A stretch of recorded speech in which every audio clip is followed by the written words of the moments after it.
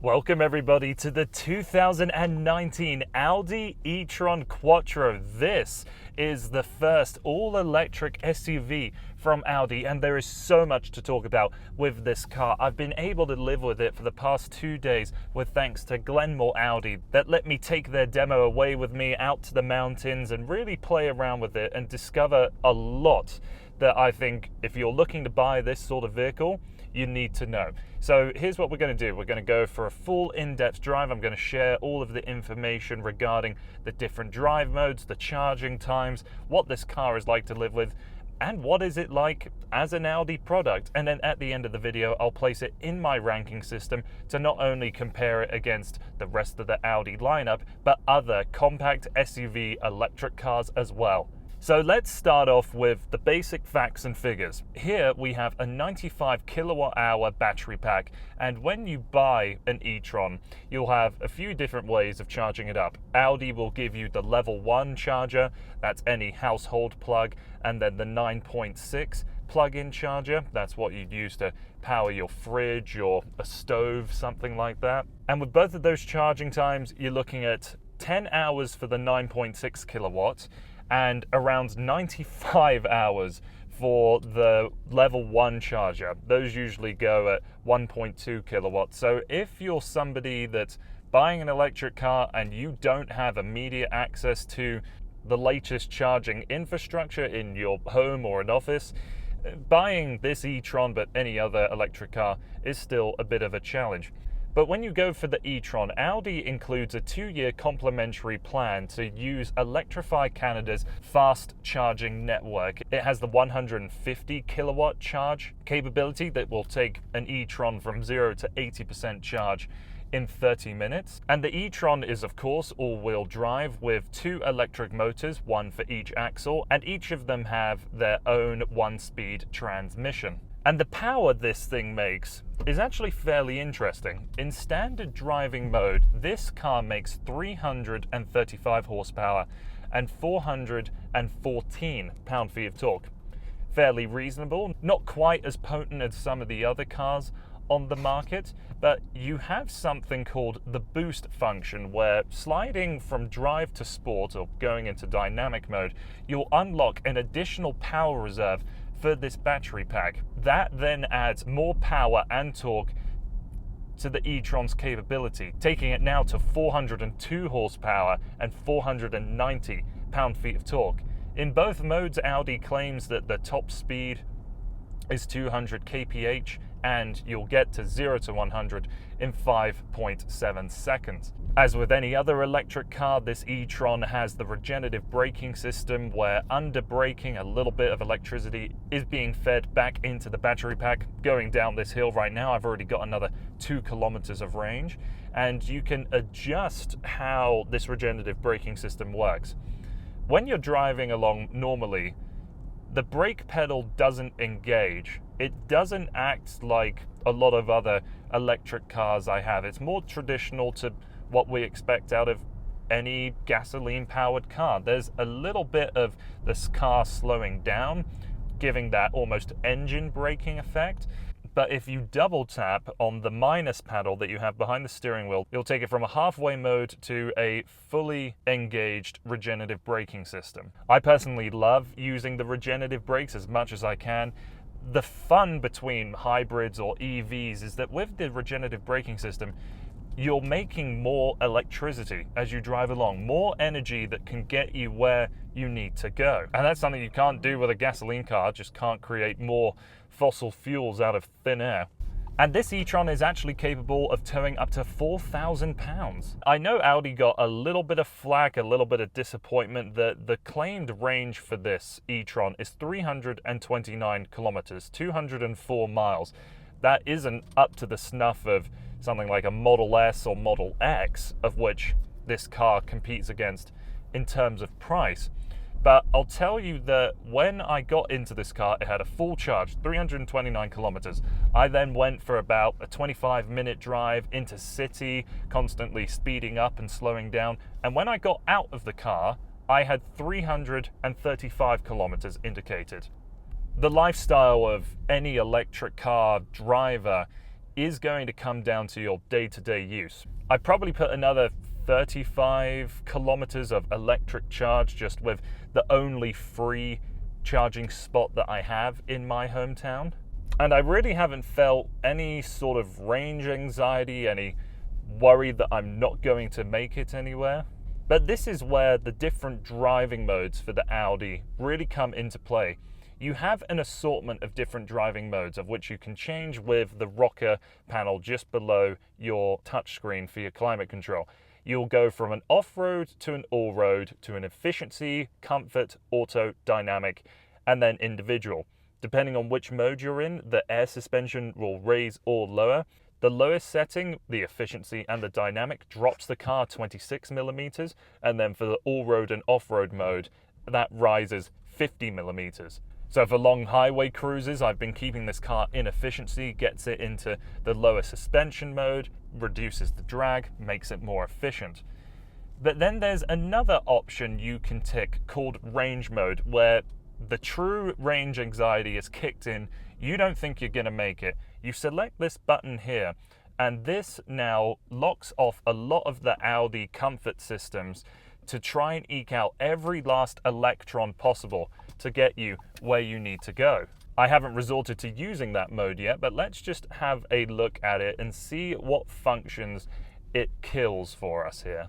I'm still feeling the same amount of throttle response, still feeling the same amount of reaction from the e-tron. Now that I'm in this range maximizing mode, the S function of bringing the joystick down has been locked out. I can't use it anymore. Okay, so what is the e-tron like to drive? Well, you're going to expect the same things of it's quiet, incredibly smooth, and just with the fun noises that the dynamic generator is making when you're driving along or when you pin the throttle, it's a different kind of fun than the equivalently priced fast SUV. This e-tron is based on the MLB platform, which underpins pretty much all of the new Audi models, the Q5, the A6, A7, A8, Q8, all that kind of stuff. It's not its own dedicated electric car platform, but with the battery pack sitting right underneath my feet, this compact is slightly larger than the Q5, only slightly. I think you're going to notice it in the rear seating space and the trunk space, not so much in its exterior dimensions or front row room, but it's very far from the mid-size Q8 that I've been able to test out previously. The noises generated from this Audi, from its exterior speaker system, all seem computer enhanced to me. It doesn't sound like what a generator really makes in terms of spinning around and creating that waste noise. This seems very artificial to me, but it's still fun driving about, and you have cars up beside you. That noise echoes off of their sheet metal and you can hear it a little more dynamically. The sound of spaceships and a jet engine starting up, that's the kind of noises you can hear from this Audi. Driving this thing, it's very in line to all of the rest of the standard Audi models. It's relaxed, it's not the most dynamic, and it certainly isn't the most engaging. The electric car platform, with the Audi mission of refinement and isolation from the road, just works really well. You still have that joy of immediate acceleration of which any electric car can give you, but here I'm just going to put it in its sport mode, so I've got a little more power, and if I pin it, it still has that same effect where all of the air leaves your lungs and you're pushed into the back of your seat whilst accelerating at 20 kilometers an hour a second kind of thing. But it doesn't have the same punch as the Teslas that I've been able to test out. Here's a couple clips of my previous experience with the Model 3 and the Model S. So what does 416 horsepower look like? At 45 kilometers an hour right now? That's now 80. Oh my God. This might be the prime opportunity to do this. Oh Christ. So here the Audi offers the same experience, but lacks that element of excitement somehow.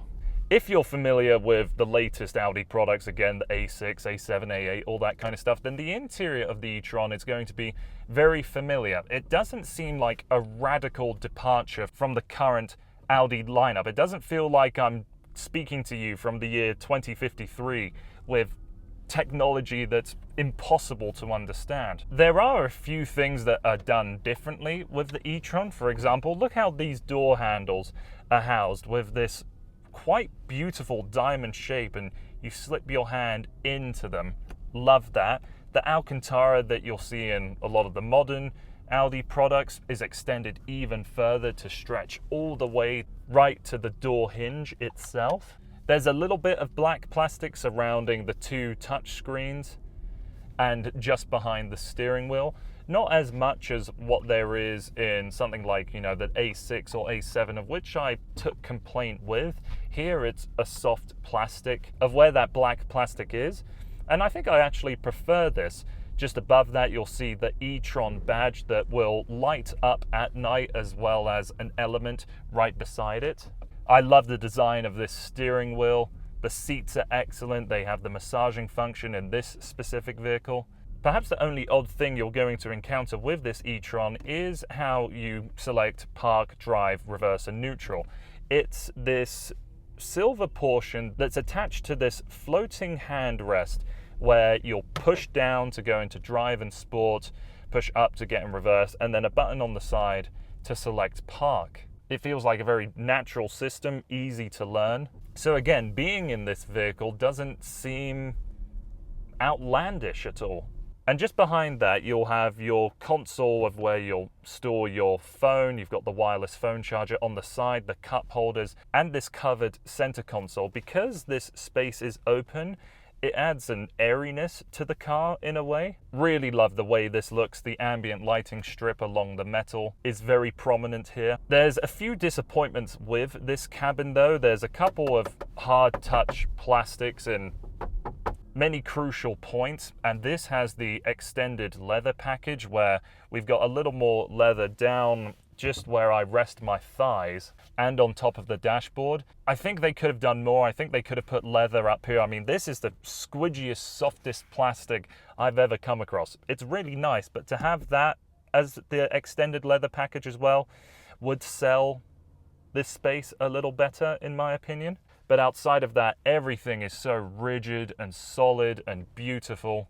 Everything works in the typical Audi function. The virtual cockpit is slightly different, as we don't need the light indicators for your engine temperature and the amount of fuel remaining. The shape of the instrument cluster is slightly different, and you have an e-tron specific mode here in this car. And then a few other details going into the back seat. Again, there is definitely more space back there than what there was in the SQ5 that I've tested out previously. More headroom. You've got a almost perfectly flat floor, and with the trunk space you can lift that up to reveal your spare tire, and a little bit more of hidden storage below. You can't stow away that security cover though, sadly. Opening up the bonnet, you do have a little bit of space reserved for your charging cables.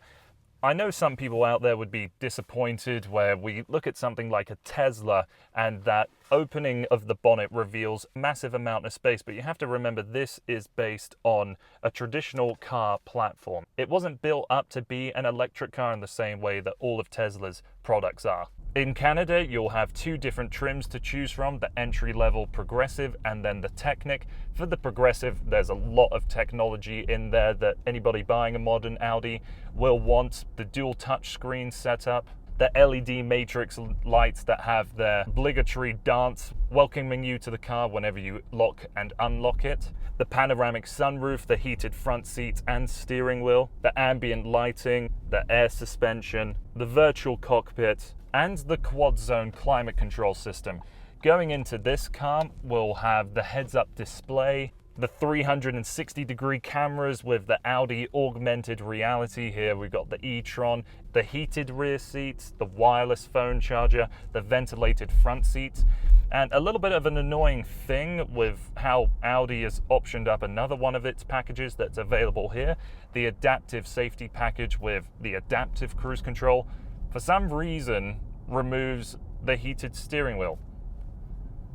That makes zero sense to me, and honestly, I think that's quite a bad move on the side of Audi. I can't see many Canadians optioning up that package if they're losing a heated steering wheel, something that I thoroughly believe is necessary to a new car buyer's list of equipment. And so that wraps up everything I wanted to say about the Audi e-tron. This vehicle is no doubt impressive, but when you're comparing against the other EVs that I've tested, namely Tesla's, that EV excitement I don't think is quite there, and the driving experience, it feels like an Audi to drive. It's not the most engaging, it's not the most exciting, it's not the most dynamic, but it works really well here. And with the overall packaging, with the interior that I love in all of the other Audi models, and with all of the benefits of an electric drive, Audi really has gone to lengths to make this a standout vehicle. Now, I'll be honest, I haven't driven any of these new compact EVs like the new I-Pace or the upcoming iX3 or the EQC, so I'm not quite ready to jump in and call this thing a segment leader. I would like a little more comparison, if I'll be honest. So for the time being, I think the e-tron is a car that you should seriously consider owning. If you're a fan of Audis, if you like the way they look, if you like how their interiors are put together, this is exactly that. And with those extra benefits of the free charging that I mentioned, it's going to be hard to turn down a vehicle like this. So that's been everything from me. Thank you so much for taking the time to watching this video. Again, many thanks have to go off to Glenmore Audi that sent their demo car off to me for a couple days so I could review it. All of their information is linked down below. Head over to their website to find out more about this vehicle. Thanks again for watching, everyone. Hope to see you again soon.